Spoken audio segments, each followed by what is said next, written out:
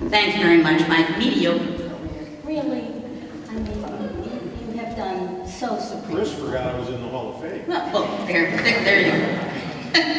Thank you all very much. Thank you, Mike, and members of the Ritenour administration here, and some former teachers. It's a pleasure to be here, and such a pleasure to be here with so many former students. Let me tell you a secret about when I first received the envelope informing me that I was going to be receiving this general award. Well, my first thought was not about seeing Mike Stewart, remembering Mike Stewart at the controls of KRSH, as we called it then. And it was not about Andy Impastato and Keith Hardenberger's instinctive understanding of what made a good newspaper lead. And it wasn't about Dalton Sullivan recognizing so quickly the narrative qualities that made a good article, or Jeff Lean, who moved from the Pepper Box to the Washington Post and several Pulitzer Prizes. And it wasn't about Cheryl Jacobs, who had such a voice from the very beginning. I don't mean speaking voice, I mean authorial voice, and such a sense of humor that kept me sane many a day. Or the memories, so many of them, of students like Julie Kendrick and John Sheezer, Jim Hulsey, Jeff Bias, Dan Fells, Merv Sellers, Lee Henniger, Sam Monica. Former students who I think are older than I am now, for some reason, or at least whose needs are as old as mine. It wasn't any of those thoughts. My first thought was this: 1978, a snowy, raw St. Louis morning, icy, the intercom crackling to life. Would Miss Ackmann, as we were known back then, would Miss Ackmann please report to the principal's office? It seemed that my brand new canary yellow Pontiac Sunbird had been hit by 2 school buses that slid down a little hill that might have been this one. This auditorium wasn't here. The little hill right outside the gymnasium. And by sliding, I mean one school bus hit it on the left, and another school bus hit it on the right. In an instant, my brand new car had become one Pontiac Sunbird sandwich. Now, I'm a former English teacher, and that means I'm a believer in metaphor. When I opened the letter, why, of all the hundreds, thousands of Ritenour memories, did my mind reel back to that collision? What did the image suggest about this moment tonight? Well, there's the obvious one. Maybe canary yellow Pontiac Sunbirds are coming back.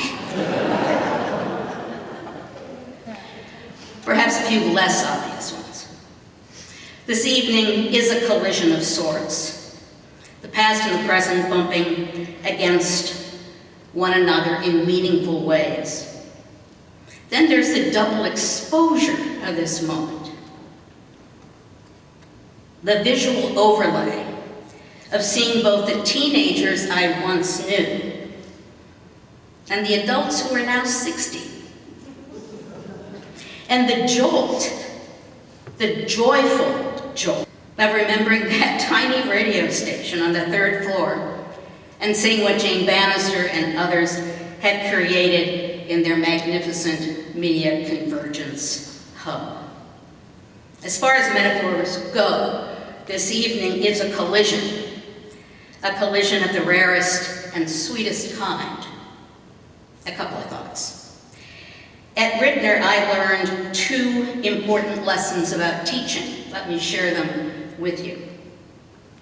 The first lesson I learned was about the transformational power of writing to be read. And by writing to be read, I mean journalism taught students that someone, a reader, a listener, or a viewer, would be taking in their words. And on the most basic level, that meant that student writers had, well, they couldn't mess up, for one thing. They had to get their facts straight. They had to do their research. They had to know what point they were making. They had to complete their work and organize their thoughts on deadline. Too often, I think, writing is taught as if putting words on the page were some solitary act between a student and a very overworked teacher. And no one else would ever read it. You know, it's easy for students, I think, to not bring their best selves to the task if it's taught that way. Why bother? Who else is going to ever read it?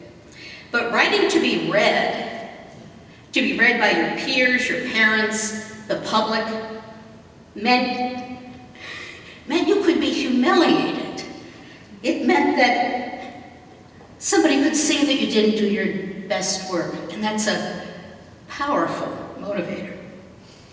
I love teaching journalism here because I believe that writing must have a purpose, whether published in the Pepperbox, the Malarias, the Quintus, if that's still going on, or broadcast on KRHS. I have to watch myself when I'm saying that. Students learn that words matter, that their words mattered.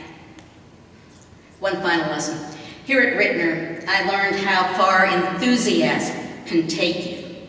It's really infectious. I love writing. I remember the assignment that did it for me. My 5th grade teacher at Ethel Nolte assigned our class a history project of sorts. She said, write the history of our town. Write the history of Florissant. That's where I grew up. And I went crazy. I walked to the police station, I interviewed the chief. I found out who knew what Old Town looked like 50 years before and talked to them. I toured all the town parks and wrote down my impressions. I spent hours in the Florissant library where I learned that librarians really can save your life. And I loved every minute, every second of that assignment, every moment of researching and writing.